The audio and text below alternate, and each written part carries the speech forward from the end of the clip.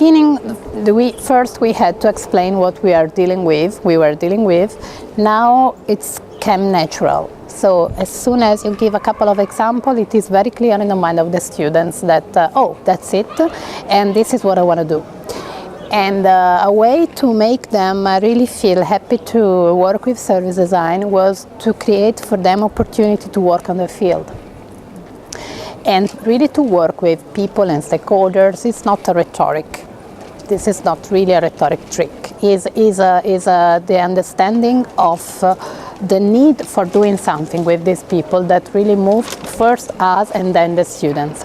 I have the pleasure to see that we have a lot of students very committed now and willing to do things for real, because they have had the chance of collaborating in studio and courses with real organization and people, and now there is the kind of really enthusiasm of doing things, and I think this is a big result. Then, frankly speaking, I do believe that in the market of the business and of the design, there is much more opportunity for a service designer now than for another designer of chairs or, lamps, or because actually it's not that we don't need any longer chairs, but it's very clear in the mind of all of us that we have a lot of problems and a lot of opportunities which are not answered by new chairs, but by new ideas of how we can live together, and that's the domain of service design.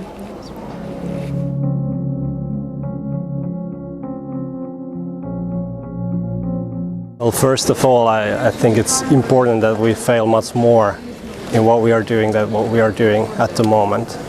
And the key to fail successfully is to start experimenting and learning in real environment as early as possible. So instead of doing design in the meeting rooms and design studios, go out to the actual front stage and learn with the people who produce the service and learn with the users who are using the service. And whenever you fail, it's always a great chance to learn, like, why doesn't your idea work? Whether it's the wrong idea, or you're trying to solve the wrong problem, or whether it's the right problem, but just the implementation of your idea for some reason doesn't fit to the way people just behave. Because when you're having discussions and interviews with people, it's quite easy that they say that, yeah, this looks good, I will do it like this.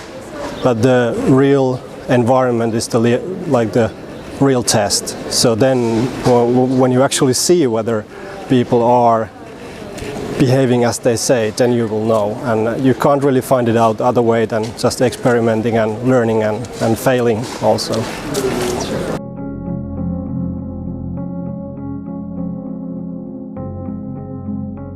The realities of it are, it's really difficult, and what we try and do is recognise the frustrations and difficulties, and give a space to people to remove themselves from the frustrations and difficulties and think, what are we doing? What is good about what we're doing, and how can we sort of tweak and adapt what we're doing to sort of change the outcomes? Because being part of the system, Silk is hosted at the moment within the strategic commissioning team within social care, families and social care, so social services. And what we don't want to do is work alongside our colleagues and criticise what they're doing, because it's just not helpful. And actually it will create more barriers in terms of change than opportunities. So what we try and do is work alongside them and complement their existing practice. So we have a good understanding of current processes and procedures, and work with them to identify opportunities where things can change. And I think critical to this is sort of the management of expectations. So if people expect things to change overnight, it's not going to, really isn't going to. And some of the some changes, some of our results, what you might call, may take years to happen. We did one project in 2007, and it was only 4 years later that the Director of Social Services held up the report and said, "I've been using this report to..." And so we have to be very patient. We have to we have to have a good sense of humour, and we use that humour to sort of create a resilience within the team, because it's incredibly frustrating to try and do some of this stuff within the systems that the public sector currently has, and so we celebrate the little steps forward as successes, and try and build on those and complement existing practice.